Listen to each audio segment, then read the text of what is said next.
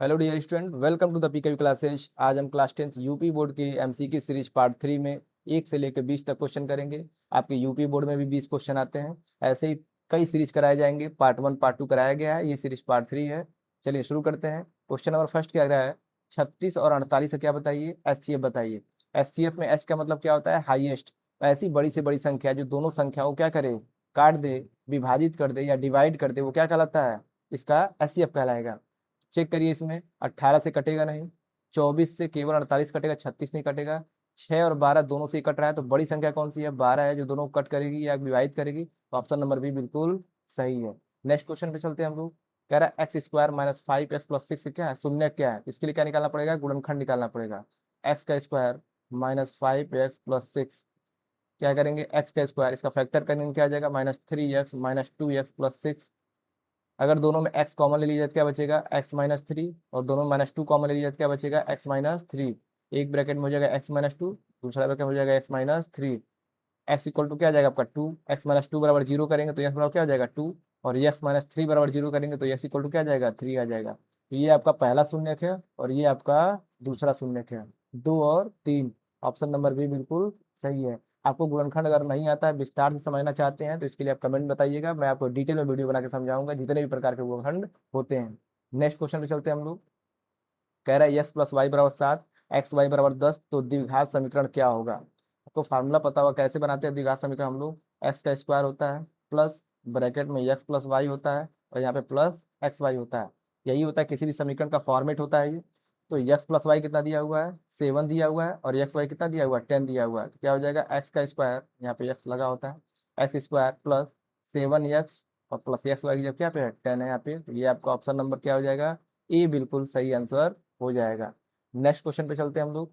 कह रहा है समानांतर श्रेणी 5, 8, 11, 14 का सर्वांतर। सर्वांतर का मतलब क्या होता है? डी पूछ रहा है आपसे।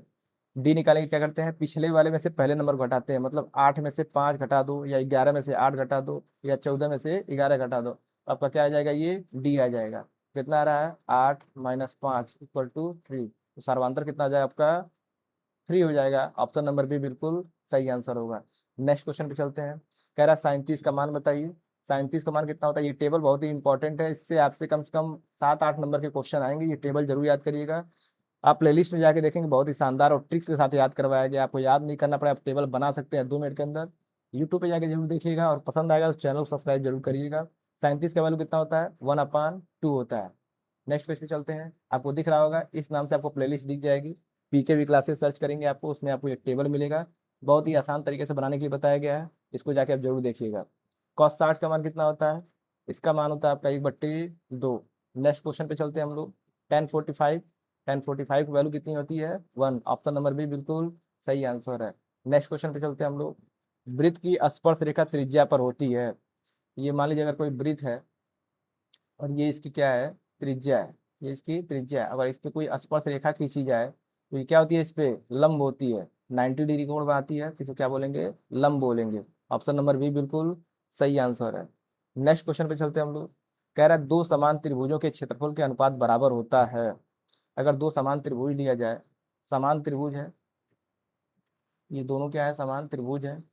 ए बी सी, और ये मान लेते हैं पी क्यू आर। आप लोग पढ़े होंगे त्रिभुज ए बी सी का क्षेत्रफल बट्टे त्रिभुज पी क्यू आर का क्षेत्रफल बराबर क्या होता है? यहाँ पे ये ए बी और ये क्या है? P Q. ए बी का स्क्वायर बट्टे पी की का स्क्वायर।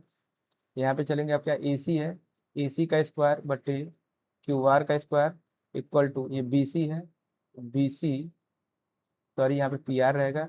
ए सी किसके है? पी ए सी और पी आर। ए सी का स्क्वायर बट्टे पी आर का स्क्वायर, ए सी का स्क्वायर बट्टे पी आर का स्क्वायर, यहाँ पे बी सी का स्क्वायर बट्टे क्यू आर का स्क्वायर। तो आप देख रहे होंगे भुजाओं के वर्ग के अनुपात के बराबर हो रहा है। ये सभी क्या है? एक दूसरे की भुजाएं हैं, ए बी, और यहाँ क्या है? P Q. ये दोनों क्या है? वर्ग का अनुपात बराबर है। तो ऑप्शन नंबर बी क्या बिल्कुल सही है। ये प्रमेय आप लोग सिद्ध किए होंगे। तो दो समान त्रिभुजों के क्षेत्रफल का अनुपात किसके बराबर होता है? भुजाओं के अनुपात के वर्ग के बराबर होता है। ऑप्शन नंबर बी बिल्कुल सही आंसर हो जाएगा। नेक्स्ट क्वेश्चन पे चलते हैं हम लोग। चलिए क्वेश्चन नंबर 11 करेंगे। कह रहा है यदि किसी घटना की प्रायिकता 1 है तो घटना कैसी होगी? प्रायिकता की सबसे बड़ी वैल्यू कितनी होती है? एक ही होती है। अतः यह क्या दिखाती है कि घटना क्या होगी? एकदम निश्चित होगी। निश्चित वैल्यू क्या दिखाती है? एक दिखाती है प्रायिकता। चलिए नेक्स्ट क्वेश्चन पे चलते हैं हम लोग। कह रहे हैं एक सिक्का उछालने पर कुल संभावित परिणाम क्या होगा? अगर आप एक सिक्का उछालेंगे तो या तो चित्त आएगा या तो पट्ट आएगा। इंग्लिश में बोलेंगे हेड और टेल। यूपी बोर्ड में आपको चित्त और पट्ट देखने के लिए मिलेगा। तो अगर एक सिक्का उछालेंगे तो दो ही चीज आ सकता है, या तो हेड आएगा या तो टेल आएगा। कितनी घटनाएं हो रही है टोटल? दो। इसके अलावा और कुछ नहीं हो सकता है, तो ऑप्शन नंबर बी बिल्कुल सही हो जाएगा। लेकिन मान लीजिए अगर दो सिक्का उछाला जाए, इस पे पावर लगा देंगे तो कितना आ जाएगा? चार घटनाएं होंगी कुल। अगर मान लीजिए तीन सिक्के उछाले जाए, दो पे घाते तीन, कुल घटना कितनी हो जाएगी? 8 हो जाएगी। जितनी बार भी उछाला जाए उस पे घात 3 लगा दीजिए, आंसर आपका आ जाएगा, कुल घटना आ जाएगा, कितना संभावित परिणाम होगा। चलिए नेक्स्ट क्वेश्चन पे चलते हैं हम लोग। चलिए क्वेश्चन नंबर 13 देखते हैं हम लोग। कह रहा है वृत्त का क्षेत्रफल क्या होता है? तो वृत्त का क्षेत्रफल का सूत्र क्या होता है? पाई आर स्क्वायर। वृत्त का क्षेत्रफल पाई आर स्क्वायर। लेकिन कह देगा वृत्त की परिधि बताइए। परिधि का सूत्र क्या होता है? 2 पाई आर होता है।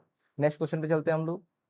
कह रहा बेलन का आयतन। बेलन का आयतन क्या होता है? पाई आर स्क्वायर एच। ये किसका है? बेलन का वक्र पृष्ठ का क्षेत्रफल पूछेगा तो 2 पाई आर एच। और ये तो आपका वृत्त का आयतन हो जाएगा। ये वृत्त का नहीं, गोले का आयतन हो जाएगा। वृत्त का तो क्षेत्रफल होता है, और ये क्या हो जाएगा? गोले का आयतन। और ये किसी चीज का फार्मूला नहीं होता है। नेक्स्ट क्वेश्चन पे चलते हैं हम लोग। कह रहे यदि किसी आंकड़ों में सबसे अधिक बार आने वाला मान हो तो उसे क्या कहते हैं? तो सबसे अधिक बार जो आता है वो क्या कहलाता है? हमेशा बहुलक कहलाता है। ऑप्शन नंबर सी बिल्कुल करेक्ट आंसर है। जैसे एग्जाम्पल कहते हैं 1 2 3 2 4 2 5 2, तो देखेंगे दो बार बार आ रहा है तो बहुलक क्या होगा? दो होगा। तो सबसे ज्यादा बार रिपीट होने वाला जो नंबर होता है क्या कहलाता है? वो बहुलक कहलाता है। नेक्स्ट क्वेश्चन पे चलते हैं। क्वेश्चन नंबर 16 कह रहा है sine square theta plus cos square theta equal to 1 होता है। हो सकता है इस बार ये पूछा, अगली बार कुछ और पूछ ले एग्जाम में, तो तीनों फार्मूला याद रखिए। Sine square theta plus cos square theta equal to 1। दूसरा होता है cosec square theta plus cosec theta minus cot square theta equal to 1। और तीसरा होता है sec square theta minus tan square theta equal to 1 होता है। ये तीनों फार्मूले बहुत ही इंपॉर्टेंट है, इससे कई क्वेश्चन बन सकते हैं। नेक्स्ट क्वेश्चन पे चलते हैं हम लोग। कह रहा है रूट टू क्या है? तो रूट टू क्या है? एक अपरिमेय संख्या है। ध्यान रखिएगा, ये सिद्ध करने के लिए आता है, हमेशा एग्जाम में आएगा। सिद्ध करिए कि कड़िम दो क्या है? एक अपरिमेय संख्या है। ये हर समय हर एग्जाम में आता ही आता है। रूट टू पूछ देगा, या रूट थ्री पूछ देगा, या रूट फाइव पूछ देगा। सिद्ध करिए कि क्या है? ये अपरिमेय संख्या है। ये क्वेश्चन इसमें का एग्जाम में जरूर आता है, तो इसको जरूर तैयार कर लीजिएगा आप लोग। अपरिमेय संख्या क्या होता है? जो संख्याएं रूट में हो और उससे बाहर न है। जैसे मान लीजिए रूट 4 है, तो यहाँ से क्या होगा? पेयर बनेगा तो दो बाहर आ जाएगा, तो ये परिमेय संख्या नहीं है। ऐसी संख्याएं जो रूट में है उससे बाहर न निकल पाए तो क्या कहलाती हैं? परिमेय संख्या। और पाई भी क्या है? एक अपरिमेय संख्या है। नेक्स्ट क्वेश्चन पे चलते हैं हम लोग। कह रहा है रैखिक समीकरण 2x+3 = 7 का हल क्या है? लिखेंगे 2x+3 = 7। 2x = 7 +3 इधर जाएगा तो -7। 2x क्या हो जाएगा? 4। x = 2 इधर जाकर डिवाइड करके कितना जाएगा? 2। ऑप्शन नंबर बी बिल्कुल सही आंसर हो जाएगा। नेक्स्ट क्वेश्चन पे चलते हैं हम लोग। कह रहे हैं यदि किसी त्रिभुज के कोण 90 60 30 है, एक कोण 90 दिया हुआ है, तो जब भी कोई कोण 90 डिग्री का होता है तो क्या कहलाता है? वो समकोण त्रिभुज कहलाता है। ये अगर कोई त्रिभुज है, अगर एक कोण कितना है? 90 डिग्री है, तो ये क्या कहलाता है? समकोण त्रिभुज कहलाता है। चलिए नेक्स्ट क्वेश्चन पे चलते हैं। आज का लास्ट क्वेश्चन है ये। कह रहा है किसी घटना की प्रायिकता का अधिकतम मान कितना हो सकता है? हमने पढ़ा हुआ है कि कभी भी प्रायिकता की वैल्यू जो है 0 से छोटी नहीं हो सकती है, और 1 से बड़ी नहीं हो सकती है। 1 के बराबर हो सकती है। सिंपल भाषा में आपको बताते हैं, तो प्रायिकता जो है हमेशा 0 से बड़ी या बराबर होगी, और 1 से छोटी या बराबर होगी। यहाँ जो प्रायिकता प्रोबेबिलिटी पी है वो हमेशा 1 के बराबर या 1 से छोटा होगा, या 0 से बड़ा या 0 के बराबर होगा। ये प्रायिकता का क्या है? एकदम महत्वपूर्ण क्वेश्चन है जो हमेशा एग्जाम में पूछता है। ध्यान रखिएगा। मैक्सिमम वैल्यू 1 और न्यूनतम वैल्यू क्या होती है? इसकी 0 होती है। तो क्या कह रहा है? अधिकतम मान बताइए। तो अधिकतम मान क्या हो जाएगा इसका? 1 हो जाएगा। प्रायिकता का अधिकतम मान 1 हो जाएगा। आज की सीरीज का ये लास्ट क्वेश्चन था, क्वेश्चन नंबर 20। इसके साथ ही पार्ट 3 आपका खत्म हुआ सीरीज ये। अगला पार्ट 4 आएगा, पार्ट 5 आएगा, ऐसे ही 10 पार्ट कराए जाएंगे आपको एमसीक्यू सीरीज के। इसके लिए आपको कुछ नहीं करना, सिंपल से जाइए चैनल को सब्सक्राइब करिए और बेल आइकन को प्रेस कर रखिएगा, ताकि आपको सभी नोटिफिकेशन मिलते रहे। मिलते हैं आपसे नेक्स्ट वीडियो में। Thank you.